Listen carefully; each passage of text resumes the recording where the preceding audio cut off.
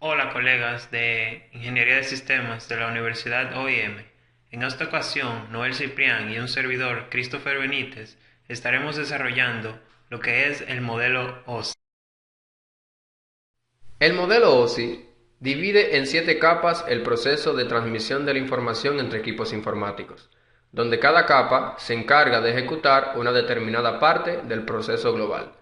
Estas capas se leen de abajo hacia arriba, empezando por la capa física, la capa de enlace de datos, la capa de red, luego la capa de transporte, la capa de sesión, la de presentación y por último la capa de aplicación.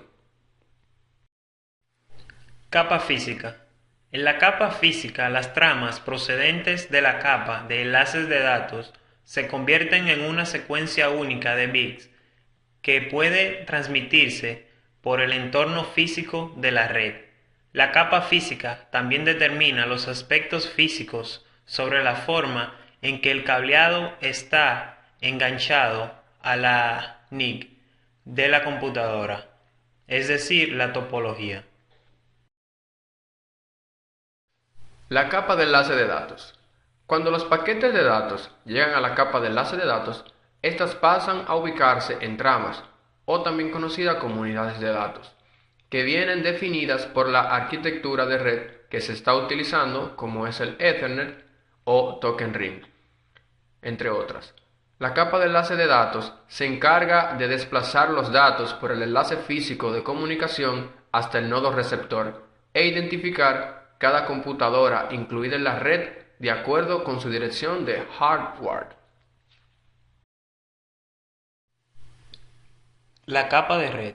La capa de red encamina los paquetes, además de ocuparse de entregarlos.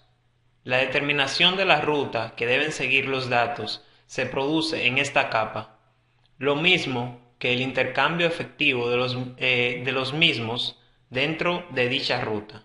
La capa 3 es donde las direcciones lógicas, como la dirección IP de una computadora de red, pasan a convertirse en direcciones físicas. La dirección de hardware de la NIC, la tarjeta de interfaz para la red, para esa computadora específica, entre otros. La capa de transporte es la encargada de controlar el flujo de datos entre los nodos que establecen una comunicación. Los datos no solo deben entregarse sin errores, sino además en la secuencia que proceda.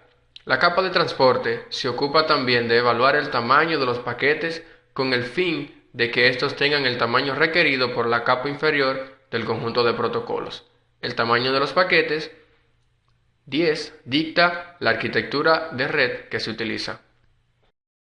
Capa de sesión. Es la encargada de establecer el enlace de comunicación o sesión y también de finalizarla entre las computadoras emisora y receptora. Esta capa también gestiona la sesión que se establece entre ambos nodos. La capa de sesión pasa a encargarse de ubicar puntos de control en la secuencia de datos. Además proporciona cierta tolerancia a fallos dentro de la sesión de comunicación.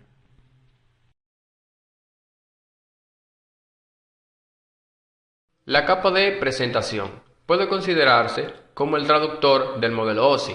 Esta capa toma los paquetes de la capa de aplicación y los convierte a un formato genérico que puedan leer todas las computadoras. Por ejemplo, los datos escritos en caracteres ASCII se traducirán a un formato más básico y genérico.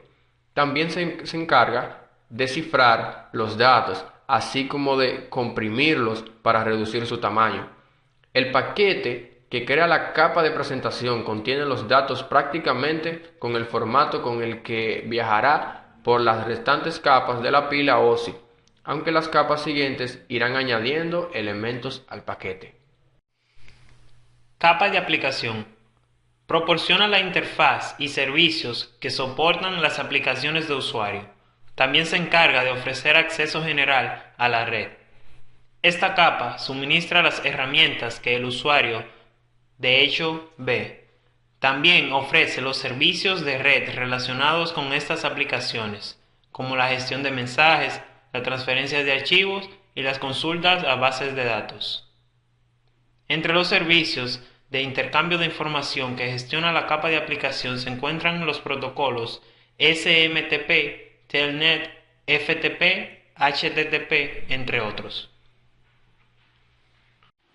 Para Noel Ciprián y Christopher Benítez, un servidor, ha sido más que un placer haberle explicado el funcionamiento del modelo OSI. OIM, Organización y Métodos. Saber, pensar y trabajar.